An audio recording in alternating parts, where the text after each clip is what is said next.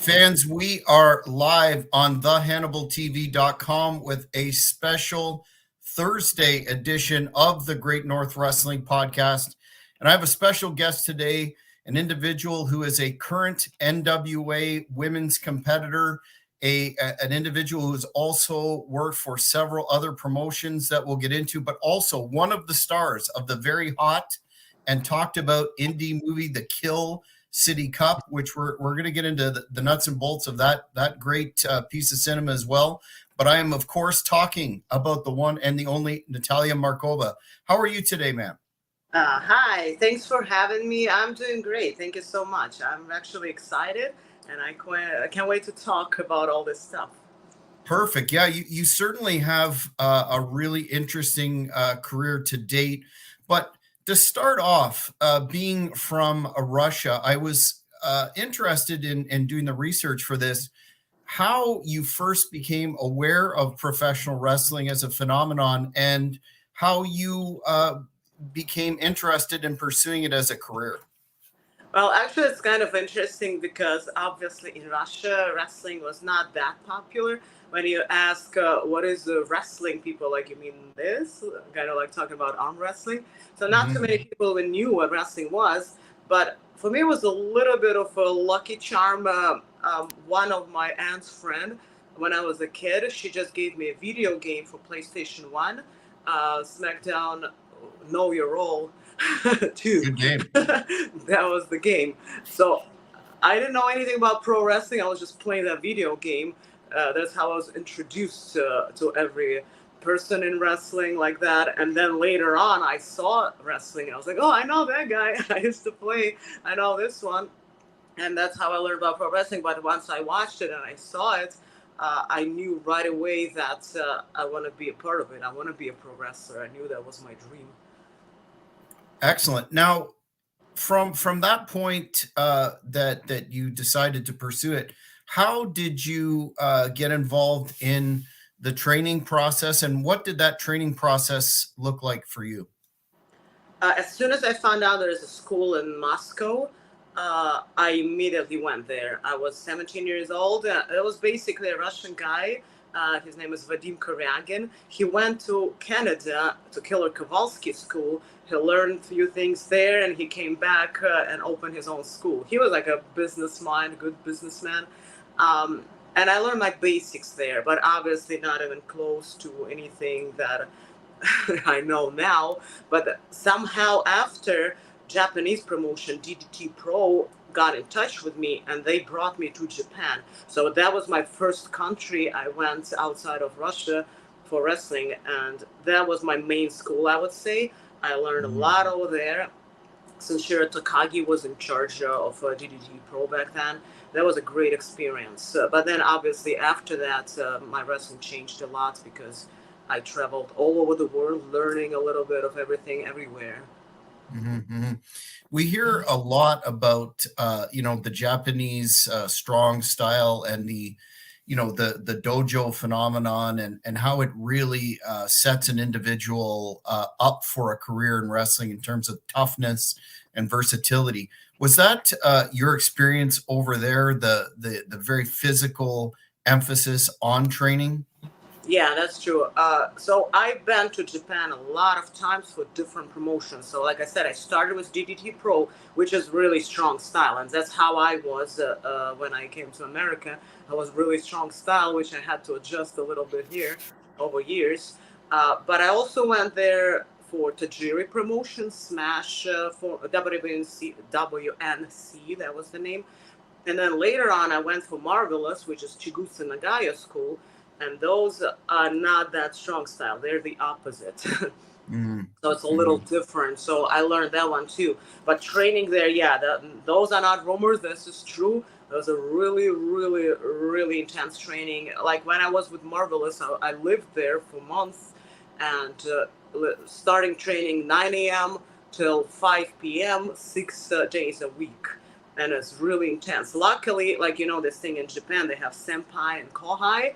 So I was senpai, so they respected me, and I didn't have to go through all torture like worst stuff, you know. But they had Mhm. girls there who were like starting like first year, and they were legit doing really like crying, doing things, and they never care. They were like, no, keep going.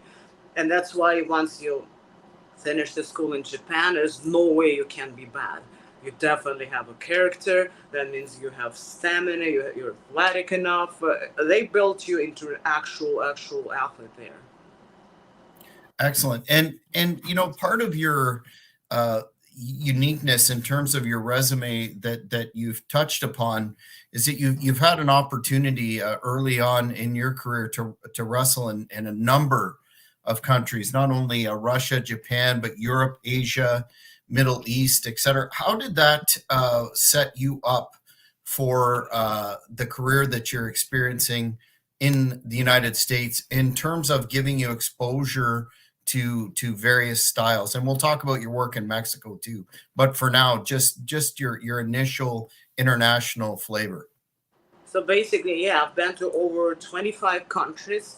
After I went to Japan, I didn't know back then, but obviously for people who know wrestling, it's a big deal. And if you train in Japan, that's a good thing. So I started traveling all over Europe. People were inviting me to wrestle a lot of European countries, like you said, Asian countries, Singapore, where WWE noticed me, and even Morocco and places like that. So I would say that wrestling in those countries is not huge. So there was no real style there. You cannot be like, hey, this country has this style or Europe has this style. It's all basically similar to American style, like we do it in the United States, but mostly on a lower level. Even though there's some really talented people out there, like let's say in Finland, there is a guy named Starbuck.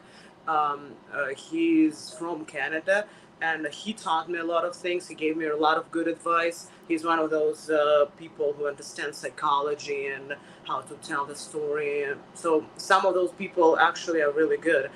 But the style, I would say I stayed with my Japanese style all the way till I went to United States, and that's where I came to Florida.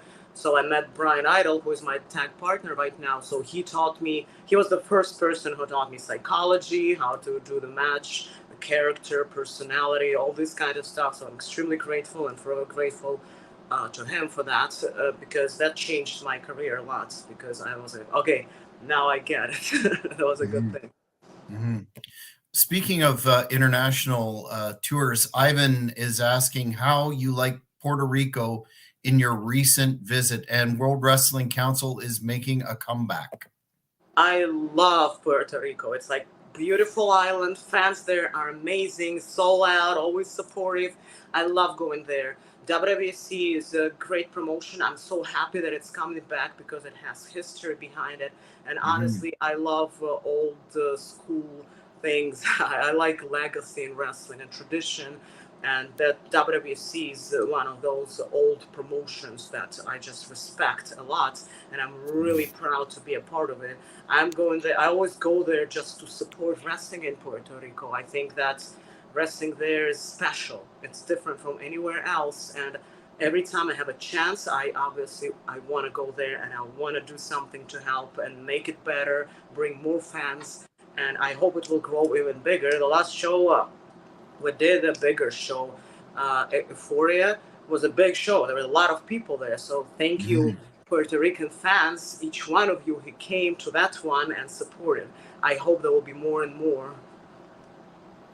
So you touched on the fact that WWE took notice of your work, fairly early on, and you had, to my understanding, shot down at the Performance Center. Can you talk about how that came together and what that experience was like for you?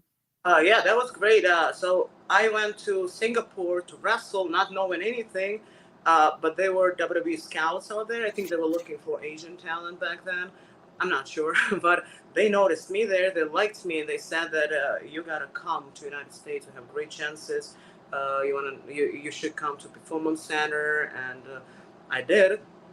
Basically, once I found out, I took like 1 year and a half, I think, time just to work and make money to make it happen. I was legit, if you remember that, I was not doing anything fun. I was just Mm. working, starting early morning to late night, working out myself. I was a personal trainer at the gym, and there was like years of my life just getting ready, and I ended up coming, and that was great. I enjoyed it, and they actually really liked me. So I had to do my paperwork, and it took a million years to make Mhm. that happen. So yeah, but it was a great experience, and I'm really happy that it happened in my life. Mhm.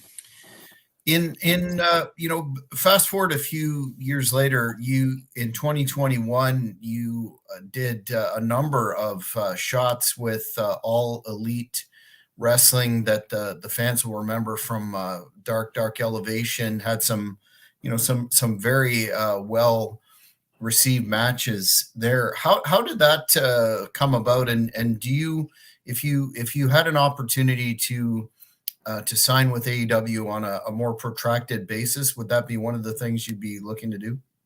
I'm always open to anything. Time that I had with AEW was great. Atmosphere backstage was awesome. Everybody was really friendly, really supportive. Like I still cannot forget, like Paul White came to me after my match and he gave me a good speech. He actually liked me and he liked my skill, and I just felt really welcome there.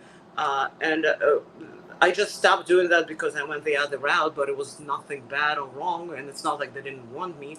So, like I said, nowadays I'm open to any offers. I'm independent right now, so I never say no to anything. I That's how I live this life. I always open for any opportunity that goes my way. Did you notice a difference between the work that you did in the women's division at the Performance Center and the AEW women's division? Any marked differences that jumped out at you?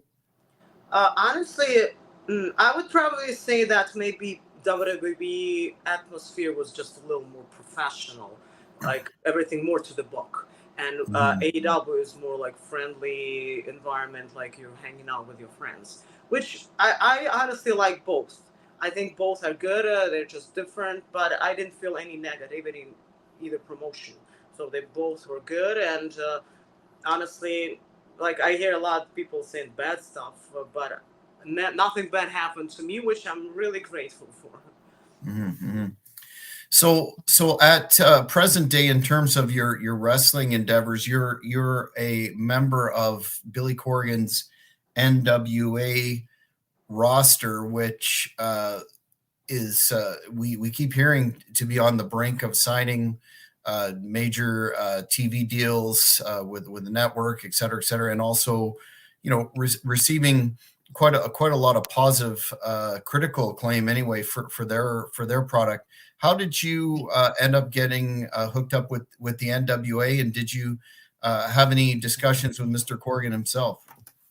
Well, honestly, Billy Corgan just reached out to me and he said he thinks I have a big star potential and he thinks I can be a star and I should try. And I said, of course I want to. And there was just one interaction, and after that I came, and it went so well. Like me and Billy are on the same page on a lot of things. I think he's a great boss. He knows what he's doing. I love his understanding of wrestling. He respects legacy and tradition, like I do too. And I Mhm. think the route that NWA goes is really good because it separates it from any other promotion. They have their own style. So it's like you tell a story and you try to touch fans' souls. It's not just athletic jumping around. It's a story. You want fans to feel emotion, and that's what we're Mhm. going for. Like you want to have a character, personality that people want to look up to or hate you or whatever they want to feel. But I think that's a good route. And again, the good thing about NWA, they don't try to compete against anybody. They just have their own path. And Billy is really smart. He's a genius. So he has this long-term plan that he's following, and he's not affected by any drama or anything. He just does his own thing, and I really respect that. Mhm. And talk about tradition with the name and that heritage as well. In the NWA, you had some really standout matches against the rumor to be departing soon champion Camille, including a no limits bout that was somewhat brutal in nature. Can you talk about those matches and the chemistry that you definitely seem to have that translated on screen with Camille? Oh yeah, I loved wrestling Camille. I think she's really good, and we do have chemistry. Every time we're in the ring, it's just something special. And that match, the No Limits match, was basically a tribute to Terry Funk. That match was one of my favorite matches ever. So if you didn't have a chance to watch it, I highly suggest you go and watch it. There was a fun match with a lot of weapons and bumps, Mhm. um, and I think. Camille, she deserves a lot. So I hope she will make it big. I hope she will have all the best things in her career. Every time I wrestle her, like I said, I just feel happy. That's wrestling. That's how I want it to be. Definitely. Do you have any particular goals with respect to the NWA specifically? I just want NWA to get as big as it possibly can be. I just want to help the promotion, uh, do my part to make it bigger. I don't have goals inside the promotion. I'm happy with where I am. I love my spot in there, and like I said, it feels like home there. So I only wish them the best. I want them to grow as big as possible. Mhm. For a number of years, at least on the independent circuit and specifically some of the smaller companies in the United States, there was a rash, and I'm thinking of TNA Impact that had Tessa Blanchard as their champion, and she was involved in intergender matches with men. You know, that series against Brian Cage jumps out. What are your thoughts on the intergender match phenomenon, and do you how would you respond to critics that indicate that those type of matches take the ability for the audience to suspend disbelief, that they make it very difficult to do so? Do you see a spot in the sport for intergender matches? I think that wrestling has a room for anything, for whatever you can make work. I just think that with intergender wrestling, there is a fine line. You want to make it look good. You want to keep the psychology of it, if we use those terms. Like, I think it should just make sense and it should look realistic. And if you do it right, I think intergender wrestling is actually really fun to watch. I had a couple intergender matches in my life.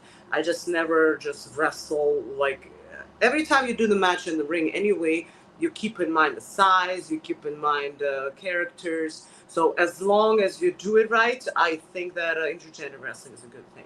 And again, like there's room for anything.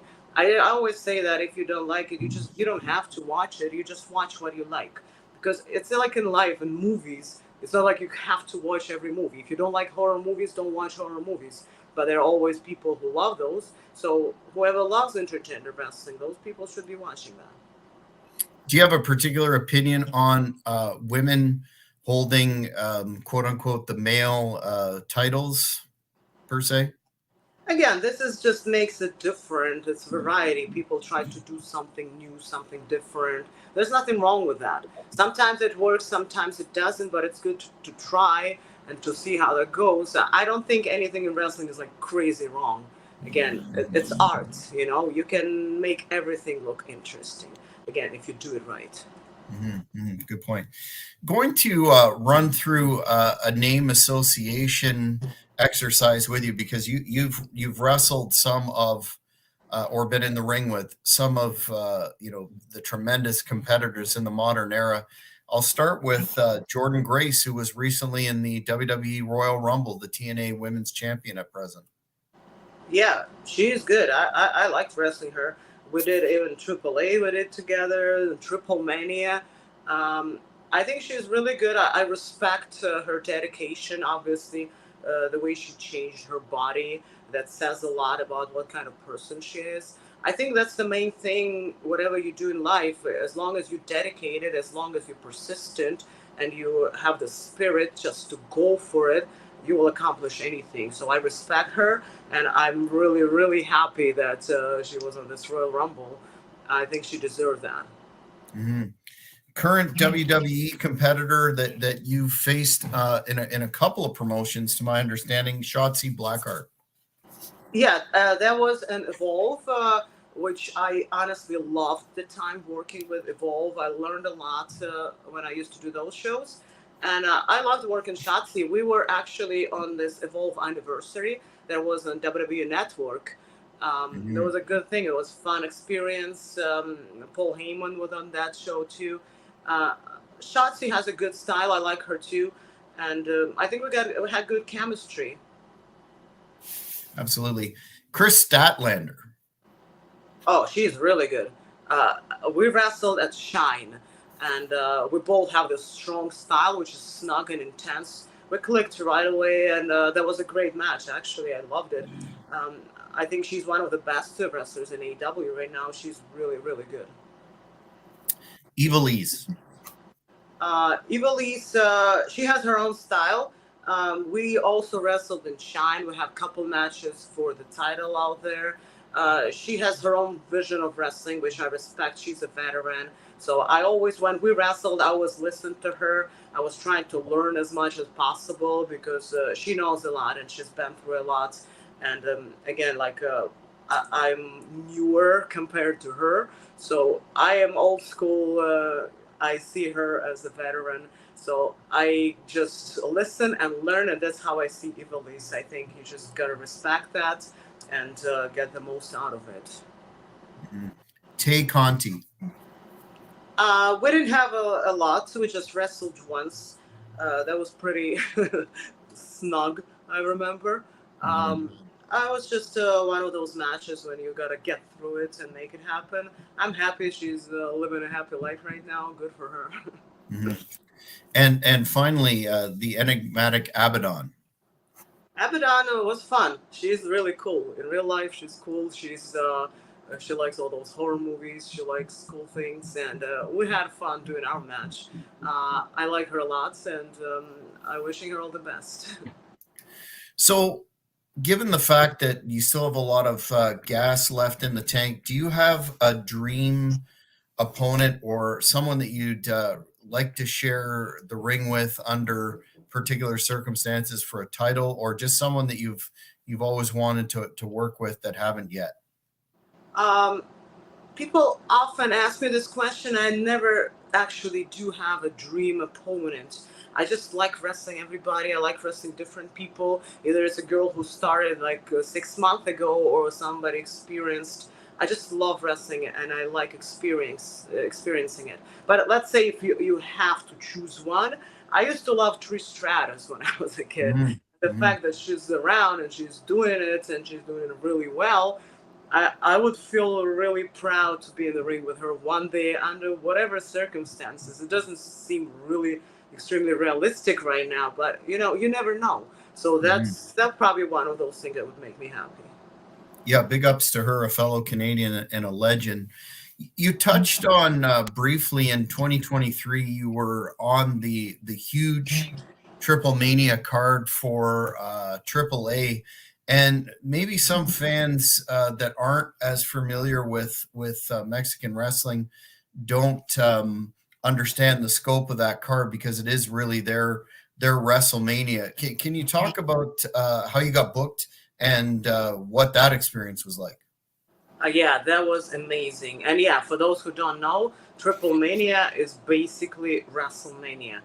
Triple A is the biggest promotion in Mexico, and their shows are huge, sold out, huge arenas, stadiums. Triple Mania was an actual stadium, was a lot of people out there. There was just experience, like once in a lifetime experience that you can never forget. And Conan actually booked me for that, and Conan is a great mind in wrestling. I like him a lot, and luckily he thinks I'm a star. He thinks I'm really good, so he had all faith in me, and I'm really happy about it. I always want to make him proud. We still have relationship with him, like we still have um, shows planned. I'm actually going to Mexico March 24th in Monterrey. So if any Mexican fans watching, make sure you go to that one. It's Chaos, Monterrey, Mexico, March 24.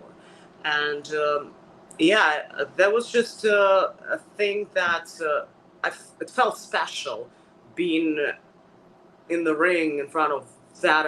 It's like I don't even know how many people were there. It was just huge, and I hope that I will do more triple manias. I hope there's more stuff like this coming because always going to Mexico is a pleasure. I love going there. It's different style, lucha libre, which again I'm so happy that I got a chance to learn because they do a lot of things differently, and I'm really happy that I was able to keep up and. Everybody said I did great, so I'm happy about it.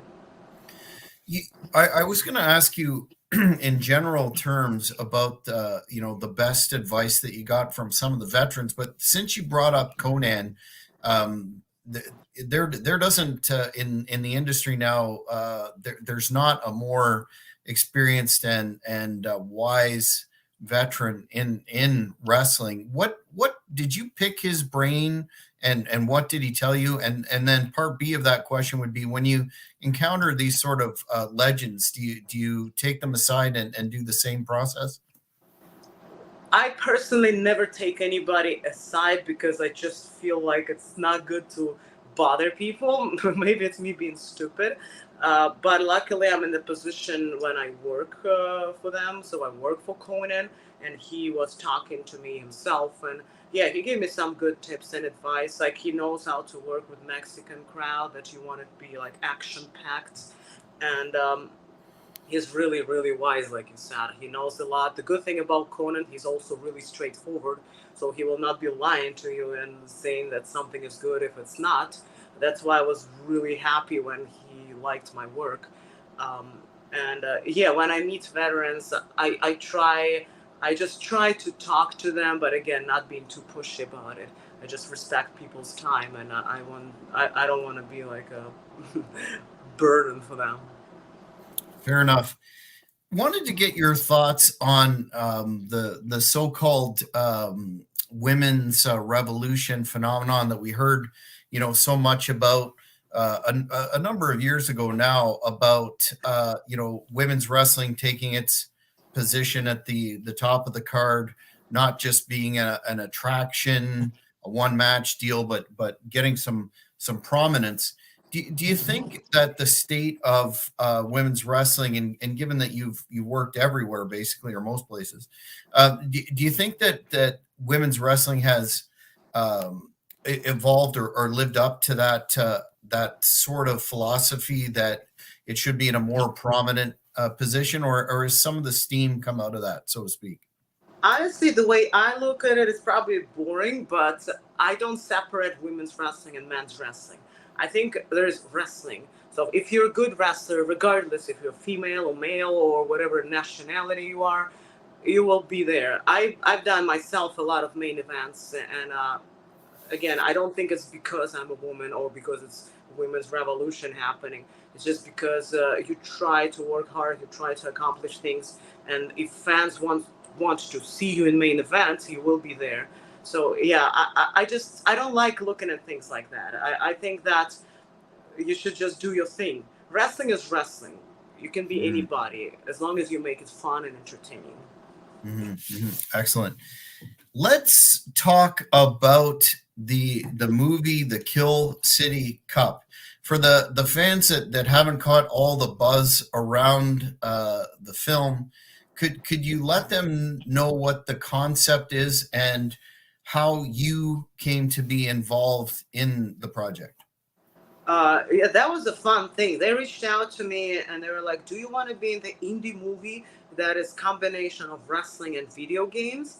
And I was like, "Yes, I definitely want to because I love all of it. I like movies, I like horror movies, I like video games, and I like wrestling. So putting it all together in one thing was a great idea. I think it's a great concept. It's kind of like Mortal Kombat inspired thing, I think. So it Mhm, basically mhm. was a tournament, but with this video game vibe. I love being a part of it. It was so fun. So yeah, that's a great project. If you didn't watch it yet, you should go and check it out. It's free on YouTube, called Kill City Cup. What is your I know it's a tournament and there's matches, but they have a cinematic flavor to them. And your character is almost like you touched on Mortal Kombat, almost like one of the characters from that video game Reptile with the mist and that sort of good stuff. What was that filming like for you, and what parameters were you given? Because that's going to be different than working a regular match in the ring. Yeah, that was fun. And actually, for me, it was not that much different because, like I said, I love video games. So everything I do in wrestling is a little bit of video game inspired. Even my gear, I decided myself based off probably some mix of Final Fantasy and Mortal Kombat. And my movement in the ring, I used to play fighting games a lot when I was a kid. So all of it was already a little bit like they wanted that to be. So I fit in perfectly. And yeah, Mhm. cinematic stuff. It makes it more fun. Like when you do that and you know there will be some cool stuff happening after, like post production, like in the movie. That obviously made it fun because I couldn't wait to see the final product. Were you surprised by any of the process that you were involved in terms of the filming or anything else associated with it? I wasn't really surprised. I've done movies before, and I know how that goes. I wouldn't say it was just another movie, but it was something I'm Mhm. really familiar with. And Mhm. like I said, I had fun doing that because it was not just a movie or just wrestling. It was a combination of all of it. The process was fun. It was long, but it was worth it. Everybody put in good work, but it was not just work and suffering. It was work and fun, which I love. That's why I chose to be a wrestler because I just find it entertaining and fun for myself. Mhm, mhm. The movie at the end seemed to, without doing any spoilers per se, seemed to leave the door open for a sequel. Would you be interested in reprising your role or some other one again? Oh yeah, I would love. I hope they will do the sequel, and I hope there will be more of it because again, like I think fans loved it. I think everybody Mhm. had fun, and it's a unique idea. It was something unusual, and there is so much room for more. You can do more things. You can do it better. You can bring more characters, and of course, I would love to be a part of the second thing. Mhm. So, in terms of acting as a side project or something that you do in concert with wrestling, do you see yourself doing more of that in the future? Would you like to move your career towards more acting, or kind of balance the two, in ring and acting? Oh, absolutely, would love to, and actually have people reaching out to me, and I'm in talks with TV shows and movie. So maybe this year you'll hear more about that. But yes, I'm totally into it. I love doing that. I've done a little bit of that in the past in Europe and Russia, and never done big things in America yet. So Mhm. I'm actually, yeah, I'm looking forward, and it's highly possible. Excellent. Well, Natalia, you've been very generous with your time this afternoon. But before we go, and I get the information from you where the fans can find you on social media and keep up with what you're doing. Just as a generic last question, what is next for you on the horizon? You never know what's next. The way I look at it, I just do my best. I take every opportunity I have. I try to do the most I can, use all the time I have. Like I said, my overall goal in wrestling is just to reach as many people as possible because my overall goal is to entertain and to make people happy. So obviously, the more people see me, the more people can be inspired by me. They can see that so you actually can accomplish your dreams if you really try hard. Because I look at myself as a good example that if you really try hard, if you really work hard, you can make anything possible. You know, if you really think of that, I'm just some girl from Russia, a place Mm. where people barely know what wrestling is, and now I'm all over the place. I'm on the stage with Smashing Pumpkins and movies, videos. Um, I'm just feeling so happy, and I want people watching me being happy. Even if it's one person, if I can change the life of one person, I feel really happy about it, and I feel like my goal as an entertainer is accomplished. So that probably would be my message to everybody: just go for your dreams, never give up, and keep going always, no matter what. Awesome. Well, where can the fans keep up with you on social media? I have Twitter, Instagram, Facebook, and TikTok, which TikTok I don't really run, but still check it out. All my accounts have blue checks, so if you don't see the blue check, that's not me. Instagram and Twitter is real N as Natalia Markova, so it's real N Markova, and Facebook just my name, Natalia Markova. You'll find me there. Yes, please follow me there. See my stuff. I appreciate each one of you. I like seeing you commenting, reacting. Trust me, I look at all of your replies. I love seeing people supporting me and watching me be there. I also have a wrestling school in Largo, Florida. So if you want to be a pro wrestler or you want to be a referee, announcer, valet, whatever you want to be in wrestling, if you want to be a part of wrestling, come check it out. It's Fight the World of Wrestling in Florida. Well, I want to once again thank you for a very interesting discussion. Natalia, will be sure to keep tabs on your comings and goings, and hopefully have you back if you can spare the time again. Sounds good. Thank you so much for having me. That was a really fun interview, and I had a good time. Excellent. Well, fans, that's it for this special edition of the Great North Wrestling Podcast. My name is Jack Kilby, and I would encourage you, if you haven't already, make sure you click that subscribe button and the notification button to keep up with all the good stuff we have coming in 2024 on the Hannibal TV. Until next time, take care, everybody. Thank you for watching the Hannibal TV. Please like this video if you enjoyed it and click the subscribe button to not